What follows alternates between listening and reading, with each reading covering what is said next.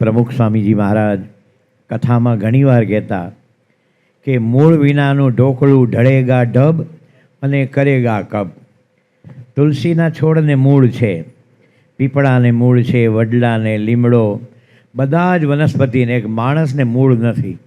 ભલે લખ્યું જ્યોતિષે કે 88 વર્ષની લાંબી આવરદા અને લીલી વાડી જોઈને સૌની વચ્ચે હસતા રમતા દેહ મૂકશે. આ સુનામી આવ્યા છે એમાં 1.5 લાખ છે, એમાં બાલ બચ્ચાને કેટલાક તો જન્મેલા બચ્ચા સાથે તણાઈ ગયા છે. કાળની ગતિ ન્યારી છે, પરંતુ ભગવાનની કૃપા અતિ ન્યારી છે. એનું ભજન કરીએ તો આપણે જીતીએ. તો કે કાયા તારી એઝ વેલ એઝ મારી, તમારી એકની નહીં મારી, કાચી માટીનો ગડુલો. તો આપણે કોઈ વોરંટી નથી, ગેરંટી નથી આપણા શરીરની. ક્યારે પડી જાય? હું તો આમ રસ્તો ક્રોસ કરતા તમારા ભાઈ કે આમ સવારે આમ રસ્તો ક્રોસ કરતા અને અડફેટે આવી ગયા. કેટલીક વાર મુંબઈની ટ્રેનમાં આમ લબડતો હોય ને કોક જો થાંભલો ભટકે ને ત્યાં હેમરેજ થઈ જાય. મુંબઈમાં રોજની 18 થી 20 લાવારીસ ભેગી થતી હશે, જેનો કોઈ વારસદાર ન હોય એવા મળદા. અમે રોજ જોતા, દાદર મંદિરમાં રહેતા ને રાત્રે 12 વાગે સબ વાહિની આવે અને એકમાં 3 બધી નાખી દે બધાની બોડી રોજના. તો કહેવાનું કે દેહનો ભરોસો જ નથી એમ. બધા નાના બાળકો એના હોબી હોય કેટલાક. પહેલાં બધું બાળપણ કેટલું આનંદ હતો. લંગડી ને, હુતુતુ ને, ખોખો ને, ચોર પોલીસ ને, સંતા કુકડી ને, પછી ઓલું 7 સ્ટોન ને. અત્યારે છોકરા એક માંદરે,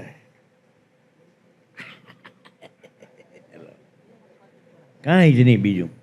અને તમે રાજી થાવ કે માથું નથી ખાતો, કે પછી માથું નહીં તમને આખા ખાઈ જશે. જોજો તો ખરા. વિજ્ઞાન એવું કહે છે કે ધાવણું બાળક બાલિકા હોય, મા એને જ્યારે પ્રેમથી અમૃતપાન કરાવે ત્યારે રાજીપાથી આનંદથી એના વાસામાં માથે હાથ ફેરવે. એ બાળક મોટું થઈને ગમે એટલી મોટી પદવી ઉપર પહોંચે, મા બાપનો ક્યારે અનાદર ન કરી શકે એ બાળકો.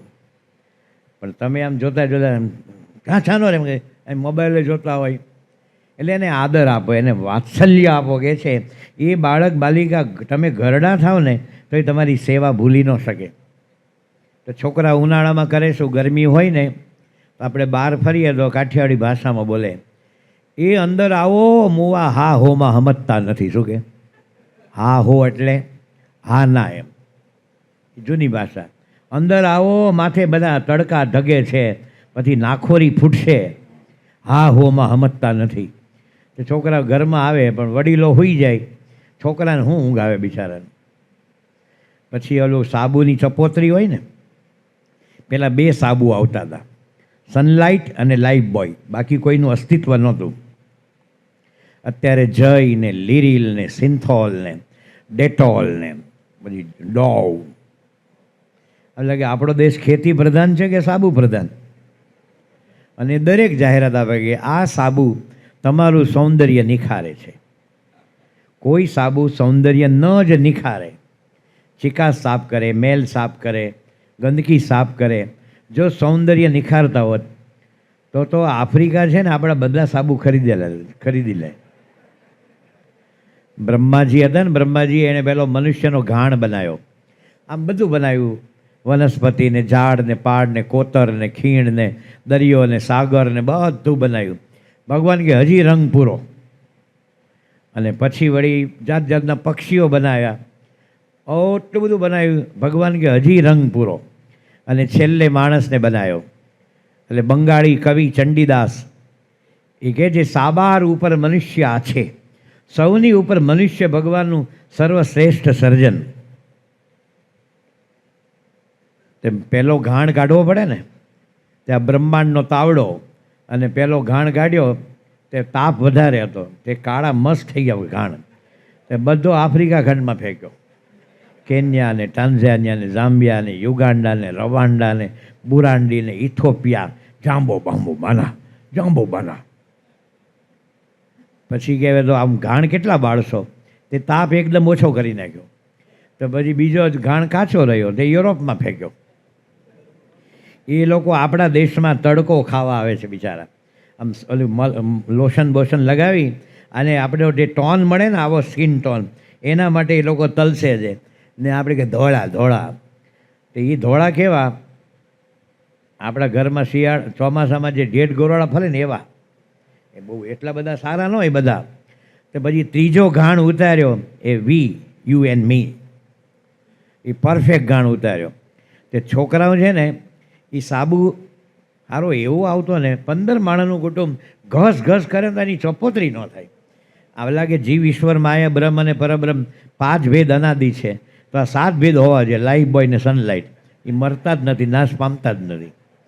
હાવ છેલ્લી પતલી ચપોતરી રે તે દાદીમાં કે અંદર ખીલ્લી ભરવી દો, આમ હાથ ધોવા કામ લાગે. પછી ખીલ્લી પણ આમ આર પાર નીકળી જાય.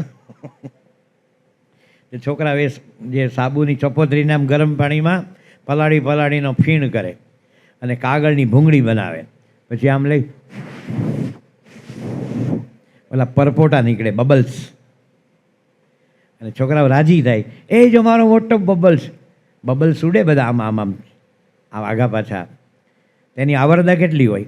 6 કલાક, 8 કલાક, અઠવાડિયું, 2 અઠવાડિયા, વરસ, આમ સેકન્ડોમાં ફૂટતું હોય. એમાં એક પરપોટો હતો ને લાંબો સમય સુધી આમ હવામાં ફરતો રહ્યો, આમ ગયો, અંદર ભૂરી ને લાલ જેમ જાય દેખાય. બહુ લાંબુ જીવ્યો, એટલે કે 1.25 સેકન્ડ જેવું. તો ઓલો નાનો પરપોટો જે તાજો નીકળ્યો ને એણે કીધું, દાદા હવે ફૂટો ને, બહુ ટાઈમ થઈ ગયો. શું કે એમ વિવેક સાગર થઈ ગયા ને કે પછી ઘરમાં બહુ ટકટક કરતા હોય ને તો આપણે અક્ષર દેરીમાન ઘનશ્યામ મહારાજને આપણા સ્થાનિક મંદિરમાં શું કહીએ, એ મહારાજ દોષો ટાળજો. પહેલો એ પ્રાર્થના કરે, એ મહારાજ આ ડોસાને ટાળજો. કે આપણે આંતરિક દોષોનો, એટલે કે આ ડોસાને ટાળજો. શું કે તો આપણી પરપોટા જેવી આવરદા છે, પરપોટા જેવી. કાંઈ જ નક્કી નહીં. તમે બધા પ્લાન કર્યા ને એને ઊંધા પાડી દે, બોલો કશું જ નહીં. યોગી બાપા 70માં આફ્રિકા ગયેલા. કંપાલામાં મોટી સભા હતી. મોહનભાઈ રાઠોડ ભાવનગર સ્ટેટના ચીફ એન્જિનિયર, બહુ મોટું નામ ગણાય, અને ચુસ્ત રામાયણી. તે બાપા યોગી બાપાનો બહુ ભાવ હતો કે રામાયણમાં જે સંતના લક્ષણ કીધા છે, અઠંગ અભ્યાસીઓ, ચોપાઈ એમ કડકડાટ બોલે. આખા સ્ટેટના એન્જિનિયર, ચીફ એન્જિનિયર. તો એણે પ્રવચન કર્યું ઊભા થઈને યોગી બાપાની હાજરીમાં. સંતનો મહિમા કીધો અને પછી આમ સીટ ઉપર બેઠા પોતાની ખુરશી ઉપર, અને તરત આમ ત્યાં માથું ઢળી ગયું. સભામાં ધામમાં ગયા. આ બધા સાક્ષી છે, આ બધા યુવકો અમેરિકાના, આફ્રિકાના બધા. અને પછી એની સ્મશાન યાત્રા, અને પ્રમુખ સાંઈ મહારાજે પોતે એને અગ્નિ સંસ્કાર કરેલો. તો બધા જોઈ રહ્યા કે હમણાં પ્રવચન પત્યું, નીચે બેઠા. પ્રવચન ક્યારે થાય? આપણી યાદદાસ્ત હોય. આ બોલવું એક સ્ટ્રેન્થ છે, શક્તિ છે. એમાં કંઈ બહુ તમારી ઉર્જા વપરાય, એમ મેક્ઝિમમ વપરાય. તો એ બોલીને બેઠા અને ધડ કરતાં ઝૂકી ગયું. એમ મારું તમારું ક્યારે શું થશે આની ખબર જ નથી ને, એટલે તો આપણે પાગળ ધીલ્લા કરીએ છીએ. મજા કરો, લહેર કરો, આપણને કાંઈ ન થાય. એવું બોલનારા કુંભકર્ણને રાવણ સરખા કાયા મૂકી ચાલ્યા, આ કડિયા છડિયા બળિયા ચાલ્યા, હાથ ઘસીને ઠાલા. બિચારા હાથ ઘસતા રહ્યા અને મૃત્યુ એને ગ્રસી ગયું, મૃત્યુ એનો કોળિયો કરી ગયો. તો કહે છે કે ભગવાનનું ભજન કર, એમાં બુદ્ધિ ન ચલાવ. આપણે પેલો ઇલેક્ટ્રિશિયન કહે ને કે આ વાયર ખુલ્લા છે, હમણાં અડતા નહીં, પછી હું બેસાડી દઈશ, કરંટ ચાલુ છે. હવે ઓલો તો બિચારો ITIમાં ભણેલો હોય, એ ના પાડી છે અડવાની. તમે અડવા જાઓ કે હારો સાચું બોલતો ખોટું બોલતો હતો, ઉડો ભટકરતા. એનો વિશ્વાસ રાખીએ. બસ ડ્રાઈવર ગાડીમાં જતા હોય, તમે કોઈ ડ્રાઈવરનું જો એને જન્મકુંડળી જોઈ, એને રાહુ નડે છે, કેતુ નડે છે, એને 32મા વર્ષે જીવનમાં અકસ્માતનો મોટો ભોગ ને 32 જ હાલતું હોય ને આપણે બેઠા હોય એની ગાડીમાં. બધામાં પાયલોટમાં વિશ્વાસ. યોગી બાપા કહેતા કે નાય હોય ને નાપિત, વાણંદની પાસે બેસીએ તો એ વખતે તો કંઈ ₹50 પૈસા લેતા હતા. એમાં માથું ઝુકાવીને બેસીએ કે એ વગાડે નહીં, હો કે એ ઘસરકો નહીં પાડે. હું ડાયાબિટીસ છે એની પાસે જ કરાવું. કે એનો વાણંદભાઈનો વિશ્વાસ, ડ્રાઈવરનો વિશ્વાસ, ઇલેક્ટ્રિશિયનનો વિશ્વાસ. આપણા વડવા કહેતા કે અગ્નિને પાણીનો વિશ્વાસ નહીં. તે આપણે જોશું દરિયો મોજું આવ્યું, આપણે મોજામાં જતા નથી, ખબર છે કે એકવાર ગયા તો પાછા ન અવાય એમ. આ દરિયો એવો છે એમ. બધે વિશ્વાસ મૂકીએ. પણ આવા શંકરાચાર્ય જેવા એક મહાન બ્રહ્મચારી સાધુ, આટલા જીનિયસ અને અનુભવ સિદ્ધ પોતાનું વાત કરે તો એમાં પોતાનું ડાપણ અડાડે કે સાધુ બાવા તો નવરા હોય, એ તો આવું બક કરે બધું, આપણે એમ કરતા હોય એમ કરીએ. શું કે એટલે કે જે ભગવાનનું ભજન કર અને ભજનમાં સર્વદા સર્વ પ્રકારે સુખ રહેલું છે. એક બહુ સરસ પ્રસંગ પૂજ્ય કમલનયન સાહેબનું આપણે ભજન સાંભળીશું એ પહેલાં એક સરસ મજાની ઘટના કે સ્વામિનારાયણ ભગવાન જ્યારે કારિયાણીમાં હતા, માચા ખાચરના દરબારમાં, અને ઓરડા હોય એટલે શું, એમ 3 ઓરડા હોય, વચ્ચે દિવાલ હોય.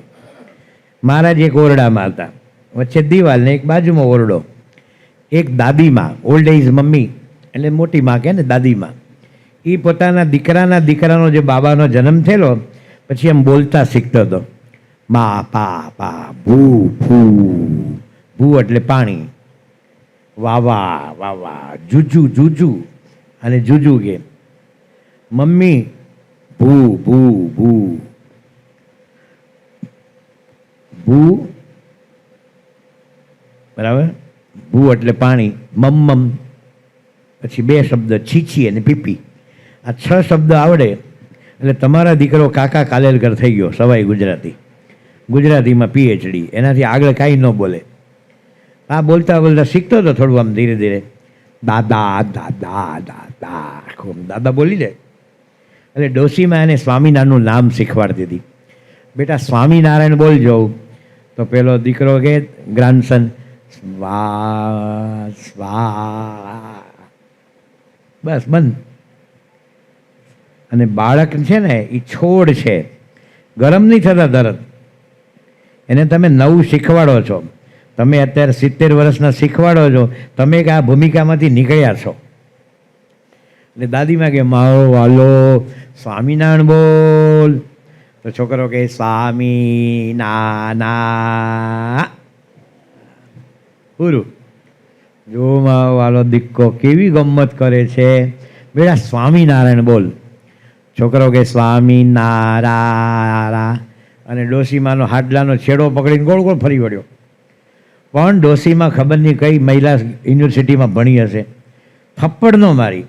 કેટલાકને શિક્ષણ દેતા ન આવડે, બોલતો નથી પછી નથી જ બોલવાનો. જા રાજહટ, બાળહટ ને સ્ત્રી હટ, અને ચોથી જોગીની હટ. અમે તો સાધુ ગણાઈએ હો ભાઈ.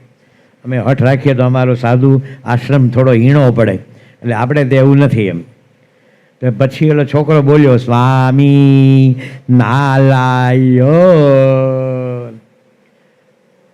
આ બંનેનો વાર્તાલાપ બાજુની રૂમમાં મહારાજ પોતે સાંભળતા હતા. માણકીનો અસવાર, અક્ષરધામનો અધિપતિ હરિકૃષ્ણ ભગવાન. તો એ દાદીમાએ એને પ્રમાણપત્ર આપ્યું. મારો વાલો દીકકો સ્વામિનારાયણ બોલ્યો, તું પરસે હું મરી જાઉં. શું કે તારા ઉપર હું ઓળઘોળ થઈને મરી જાઉં, તું સ્વામિનારાયણ બોલ્યો. મહારાજની આંખમાં હર્ષના આંસુ આવ્યા કે સત્સંગીના સંસ્કાર જુઓ. પહેલું ભગવાનનું નામ શીખવાડે છે. આ તો આપણે પહેલું મમ્મી ક્યાં તેડી હોય ને તો મમ્મી નામ કર્યા, મમ્મી રાજી થાય કે હવે મને ઓળખે છે. ઓકે ભાઈ ઓળખે છે, એને નહીં ઓળખતો કાલે ઓળખશે એમ. પપ્પા ક્યાં અને દાદા રમાડે તો કે દાદા ક્યાં, તો છોકરો આમ કર્યા, આખું મોટું જ તાકી લે, બંધ થાવ કે દાદા પપ્પા કાકા બોલવાનો જ છે. પછી પહેલાં ભગવાનનું નામ શીખવાડો. ઇસ્લામ ધર્મમાં કોઈ બાળકનો બાલિકાનો જન્મ થાય એના કાનમાં પહેલો શબ્દ ફૂંકાય છે અલ્લાહુ અકબર. અલ્લાહ એટલે ભગવાન, અકબર એટલે મુગલ સલ્તનત વાળો નહીં, ધ ગ્રેટ. પહેલો મંત્ર એ ફૂંકાય છે.